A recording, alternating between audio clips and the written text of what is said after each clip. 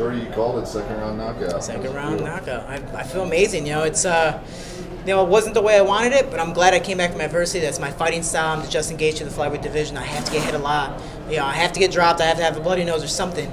But I was able to come back, and you saw even before the knockout, I was starting to catch my rhythm, catch my pace, start to push forward, and start to land a lot more. And with that, I knew once he picked me up, I got to get parallel because he's going to try to slam me big. That's what he did against the Brazilian, and I got 50-50. He knocked himself out, and I just took advantage of the position, and I got the TKO finish because of it. Did you know he was out? Yeah. Once he fell, and I've done that in college a couple of times where I've gotten the 50-50 position. Guys really just want to make something, you know, spectacular, making highlight reels, and he knocked himself out because of it. That's something that's really, really huge for me, and I knew that if my legs were up, if my head went down, the faster I went down, the faster he was going to go down as well. And again, you know, he paid the price because of it. Granted, in most scorecards, he was probably up in the fight going into that. Did you say anything to him? Because I'm sure these things can happen when a fighter does something, they step outside their bounds and they make a mistake and ultimately lose in the fight.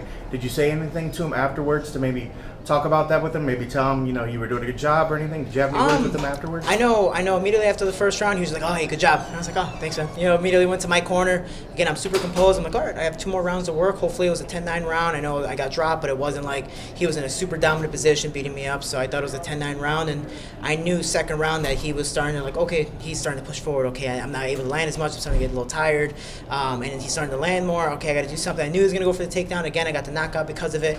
But after, I was like, dude, you did a lot better than I expected. I'm not saying I was belittling you, and I was never saying I was going to cream you or do anything like that, but I knew he was a good fighter. I just wasn't expecting that type of power from him. I wasn't expecting him to try to stand and trade with me, knowing that I was more the predominant stand-up fighter.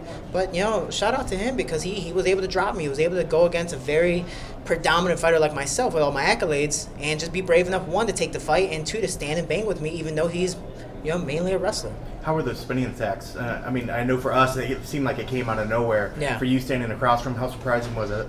The first 2, I was like, okay, you know, he's spinning. I saw them coming, but like one of them, my hand was down. The second one, I was like, all right, I see it. And then eventually, I was like, all right, he's just trying to spin. He's trying to change the rhythm for me, and that was awesome.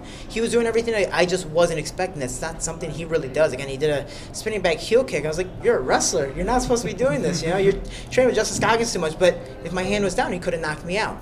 You know, so for me, like me, for once in my life, I did keep my hands up. I was able to defend those kicks, defend those spinning back fists, and, you know, just be able to push forward and, again, finally get his time. And I knew what the combinations he was starting to do in midway second round. That's when I really started to push the pressure and go, okay, I'm losing. I got 2 more rounds to go. It's not the 5 rounds that I'm, you know, used to because of Titan FC, but now I can push forward. I got 2 rounds, 10 more minutes. I can do this. Let's do it. Small venue. What was the atmosphere like out there?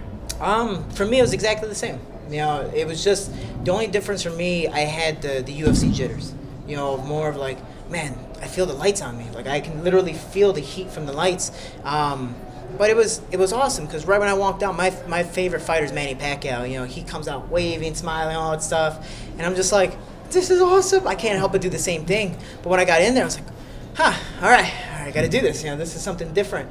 Even though it's the same exact thing, now again, you're in the UFC, you officially do UFC, you do this, you do that, everyone's watching around the world. All right, cool, now it's time to make my accolades, all my titles and accomplishments worth it and show that, you know, I put in the work to be here and, you know, I did it. How hurt were you by that spinning back fist, the limit drop? I don't, was it a spinning back fist? Man, I guess I don't remember that much, huh? But, you know, he caught me, and it was one of those things that I knew he caught me. It wasn't like I was out, you know, I got flashed, I immediately hit the ground. I was like, damn it. Like, I got to keep my hands up. All right, cool. I know he's going for the guillotine. Let me just hold the hands, make sure I'm safe, I'm comfortable. And I'll just play patient. You know, he's a person that likes to hold the death grip. He wants to just hold on because he's just unsure what's going to happen next. Cool, let him waste his energy. I'll just stay calm, compose myself, mainly since I just got dropped. Then we relax and see where it goes from there. A lot was made of your weight cut going into Tom 10 days notice. Did you feel any of that out there? I didn't feel the weight cut, but I can tell you this, you know, for people who do know, I did cut 26 pounds in about 9 days. I made 25.2, and I was getting ready to fight for the featherweight championship of Titan FC. I was like, you know, UFC's not calling me, other promotions aren't calling me. Let me do something that's going to be different. Lomachenko just did it in boxing. I know it's a little different MMA, but I don't want to do the same thing over and over. I want to be a spectacle. I want to create my own legacy, whether it's a smaller promotion or not. For me, I was going for the 3rd belt, and I weighed 151 when I got the call. I initially said no.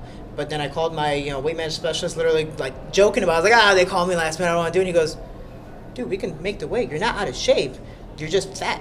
Like, you're just bigger. That's it. You're not out of shape. You can do it. And I talked to my coach as well, Master Bob Shermer, and he's just like, you're not in the shape you want to be, but that doesn't mean you're not in shape. Come on, take this fight. And I go, oh, man, I hate you guys. All right, cool, let's do it. The next day I dropped 9 pounds. The next day I dropped 5, and it just kept on going and going and going. And I can tell you that was easily the hardest weight cut mentally that I've ever done. Physically, I knew we could do it and all that stuff, but just mentally, it's draining on the body. But then when I got to fight week, you got guys who are cutting 9, 10, 13, 20 pounds the week of, and I'm like, I'm only 4 pounds the day of the weight cut. All right, cool. I guess I should stop complaining. But, it took me almost about 4 to 5 hours to finally get all that weight down. And I'm just happy that I didn't give up and, really try to show that, my weight management specialist, nutrition, his way works. All right. How am I going to celebrate? Well, yeah, we're definitely going to Jersey Freeze. That's what my weight management specialist says. My weight management specialist wants to take me ice cream, which is awesome.